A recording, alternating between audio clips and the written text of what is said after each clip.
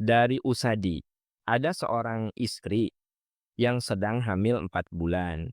Dia mempunyai hutang qadha puasa tahun yang lalu dikarenakan sakit, hampir sebulan penuh.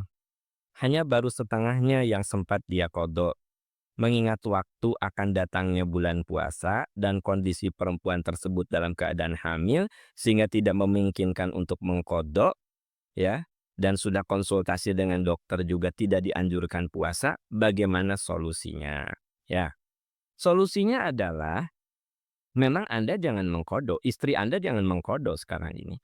Karena wanita hamil itu harus lebih mengutamakan kehamilannya. Walladzina yutiqunahu fidyatun ta'amu miskin.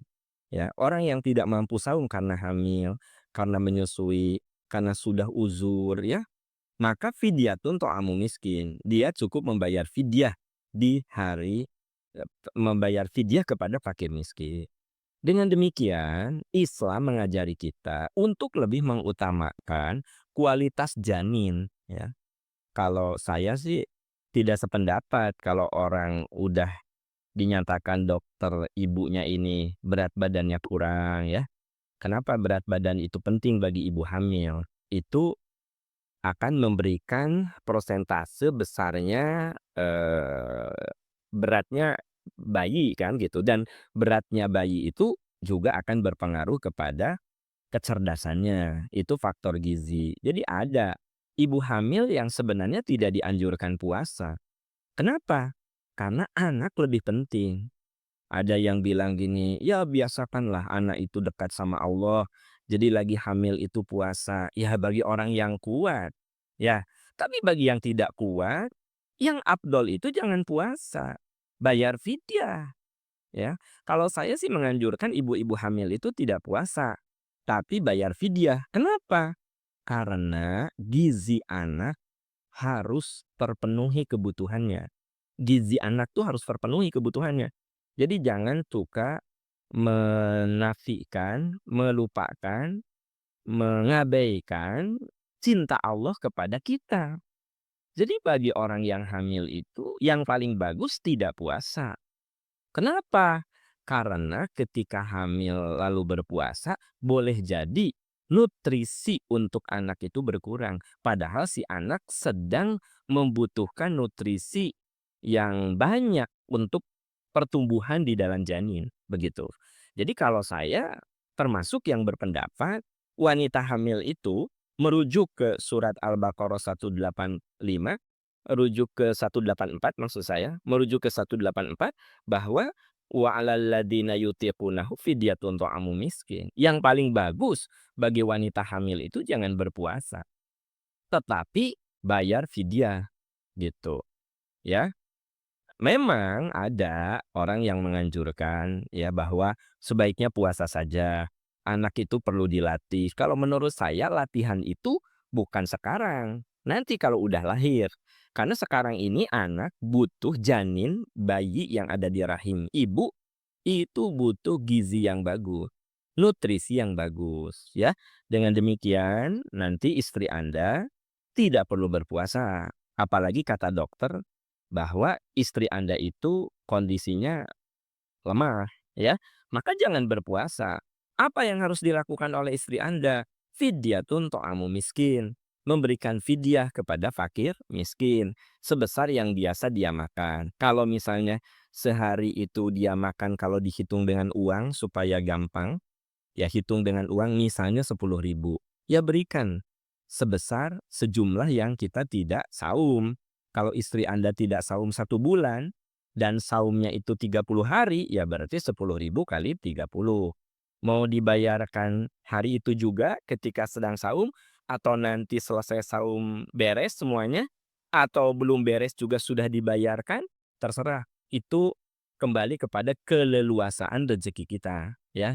Ah, saya ada rezeki nih, jadi Ramadannya baru masuk sehari, udah dilunasi karena istri nampaknya tidak akan kuat saum. Nah, bahkan lebih gede dari biasanya. Kalau istri itu sehari makan misalnya 20.000, 50.000 aja deh. Nah, jadi 50.000 kali 30 hari. Dan kalau ibadah yang bersifat sosial itu kalaupun lebih malah bagus. Kalau ibadah vertikal, ibadah mahdoh, ya nggak boleh ditambahi. Subuh 2 rakaat, kayaknya kalau 4 rakaat lebih bagus, salah itu. Tapi kalau sedekah ya, zakat, saya berkewajiban zakat per bulan tuh 3 juta.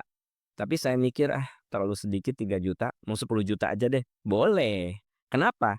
Karena ibadah yang bersifat sosial, lebih itu tidak ada masalah, begitu. Nah, termasuk di antaranya masalah fidyah. Kalau jumlah fidyah itu lebih besar, Anda harusnya bayar per hari itu 10.000, tapi Anda mau hitung 50.000, ya nggak apa-apa. Nah, jadi istri Anda justru menurut saya bukan qadha, tapi fidyah karena hamil. Nah, adapun hutang qadha sebelumnya ya, kan istri Anda sempat sakit ya. Nah, sampai 1 bulan penuh dia tidak puasa. Baru membayar setengahnya, ya.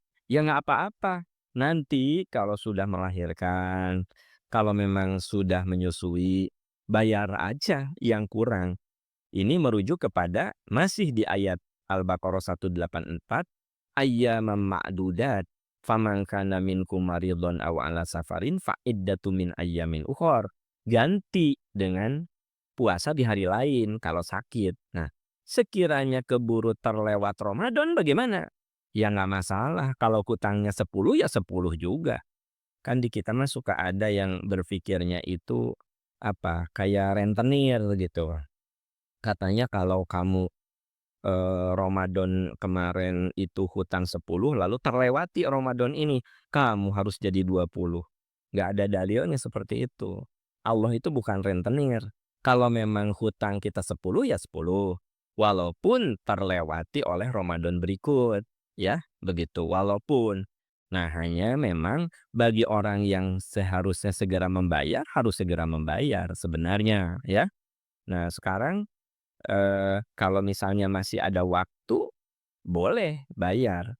Ada yang bilang, "Pak Aan betul nggak kalau udah pertengahan Sya'ban, itu nggak boleh bayar puasa?" Siapa bilang? Boleh. Yang tidak boleh itu sehari sebelum berpuasa.